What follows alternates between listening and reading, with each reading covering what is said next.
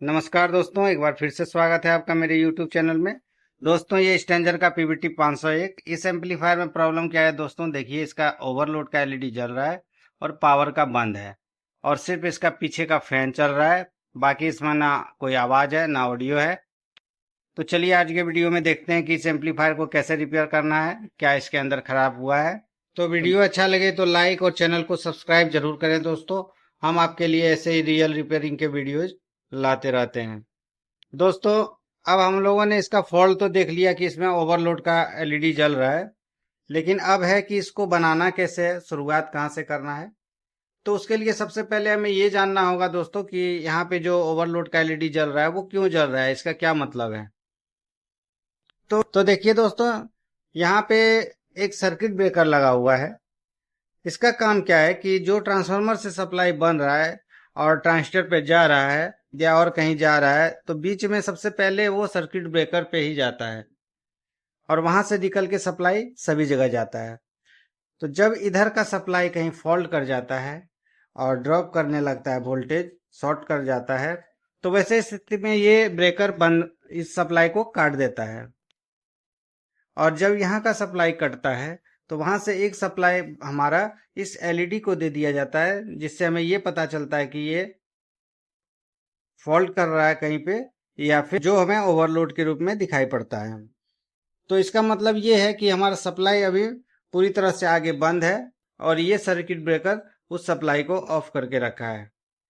तो अब हम क्या करेंगे, इस सर्किट ब्रेकर को पीछे से दबाएंगे और इसको चालू करेंगे। लेकिन लेकिन एक चीज का ध्यान रखना है दोस्तों, इसके लिए सबसे पहले आपको सीरीज लाइन से ही एम्पलीफायर को सप्लाई देना है। मेन लाइन से कभी भी ऐसा नहीं करना है, वरना आपका और भी जो भी पार्ट्स है वो जल जाएगा। अब हम सर्किट ब्रेकर को दबाते हैं, देखते हैं। देखिए, सर्किट ब्रेकर को दबाने के बाद हमारा सप्लाई यहाँ ये बल्ब पूरा ग्लो करने लगा। इसका मतलब है कि हमारा सप्लाई चालू हो गया, पावर का एलईडी जल गया, लेकिन आगे शॉर्ट है जिसके चलते हमारा सीरीज बल्ब पूरा ग्लो कर रहा है। अब हमें क्या करना है दोस्तों, सबसे पहले हमें उस शॉर्ट को खोजना पड़ेगा कि कहाँ पे शॉर्टिंग हो रहा है, तभी हमारा सेट ओके होगा। अब हम क्या करते हैं, इसको बंद करते हैं, इसका सप्लाई को खोल दीजिए और सीधा यहाँ से शुरू करते हैं, क्योंकि पहला जो सप्लाई आया है वो यहाँ डायोड पे आता है ट्रांसफार्मर का। अब हम यहाँ से जो सप्लाई बन के निकल रहा है प्लस और माइनस, इसको हम खोल देते हैं ताकि पता चल सके कि हमारा सप्लाई कहाँ पे शॉर्ट कर रहा है। प्लस को भी खोल दिया और एक माइनस को भी खोल दिया।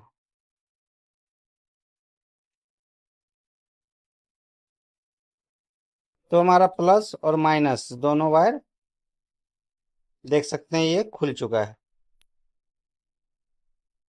अब हम फिर से सप्लाई देते हैं इसमें और देखते हैं क्या हमारा अभी भी शॉर्ट बता रहा है।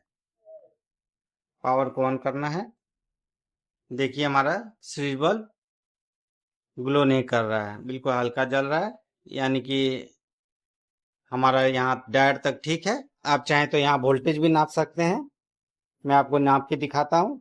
अब हम मीटर लेते हैं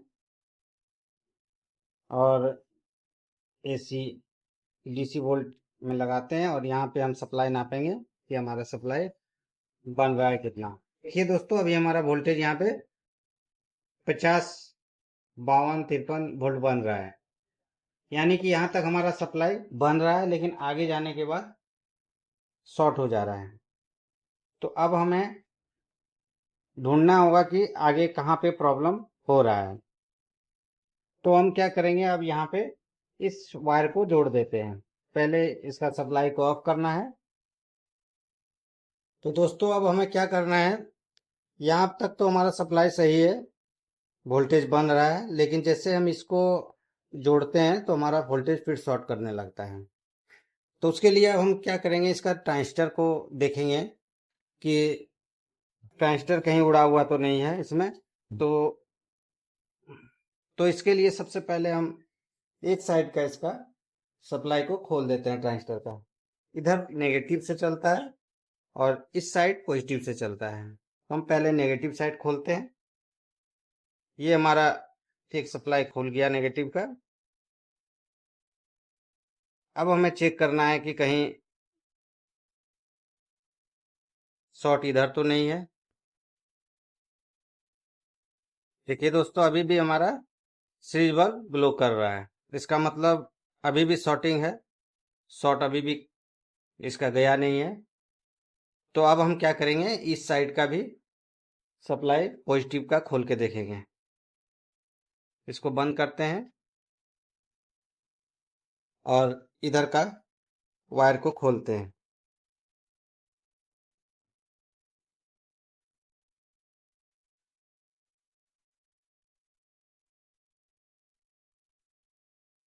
ये इधर का पॉजिटिव खुल गया।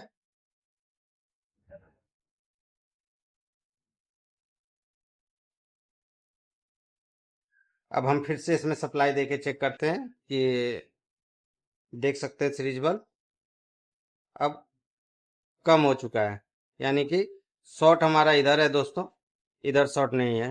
उधर का ट्रांजिस्टर ठीक है और यहाँ इधर ही हमारा कोई ट्रांजिस्टर शॉर्ट हो रहा है।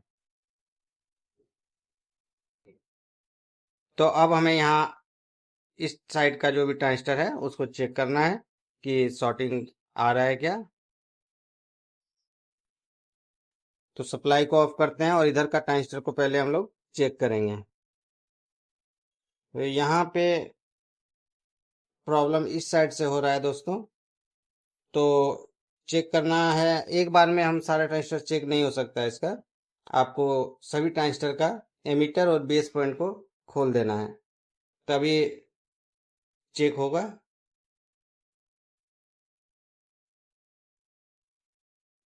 इसको खोल देते हैं और यहाँ से और चेक करेंगे। मीटर लेना है, कंटिन्यूटी रेंज में लगाना है मीटर को और यहाँ पे ट्रांजिस्टर को चेक करना है।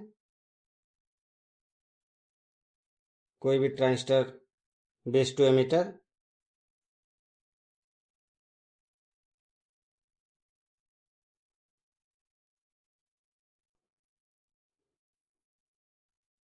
देखिए दोस्तों, ये ट्रांजिस्टर दोनों तरफ से इसका बेस नहीं मिल रहा है, तो बेस नहीं आ रहा है तो ये ट्रांजिस्टर खत्म है, शॉर्ट हो चुका है।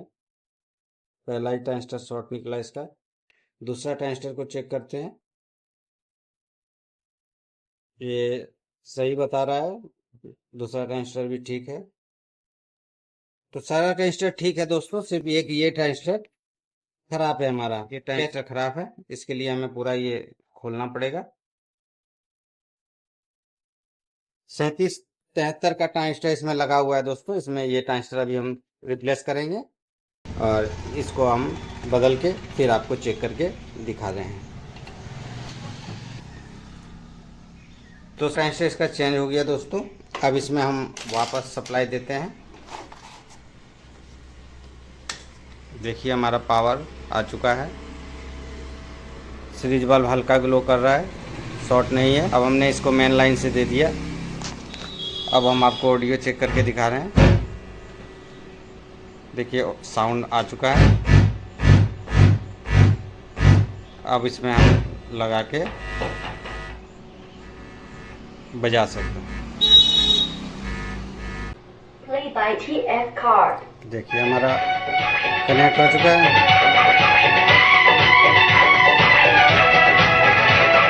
तो इस तरह से दोस्तों हमारा फॉल्ट क्लियर हो गया, अच्छा बज रहा है।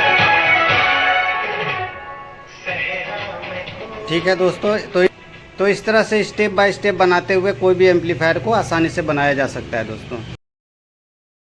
तो वीडियो अच्छा लगा तो लाइक ज़रूर करें दोस्तों और चैनल को सब्सक्राइब करना ना भूलें। हम आपके लिए ऐसे ही रियल वीडियोज़ लाते रहते हैं। तो मिलते हैं नेक्स्ट वीडियो में, कुछ नया जानेंगे, कुछ नया सीखेंगे। तब तक के लिए नमस्कार, बहुत बहुत धन्यवाद।